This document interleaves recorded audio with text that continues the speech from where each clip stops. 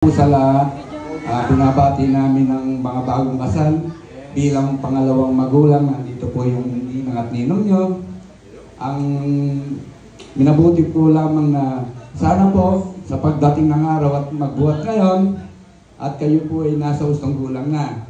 At alam ko po na kayo ay nagmamahalan nung una pa hanggang sa umabot kayo sa kayo ay maging mag-asawa na. Ganito po siya. Ang problema po, ang bilang mag-asawa, may kasabihan tayo na hindi parang kanin na mainit. Pagka napasok, ibubuga, itatapon.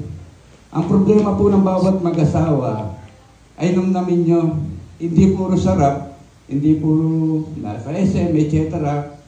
Pagka po may problema ang bawat isa, ilapit mo, kunwari ikaw anak, may problema, ilapit mo sa asawa, mag-usap kayo ng maayos, para malutas ang mga problema. Hindi lang po kasi ang panahon natin, hindi puro sarap kasi.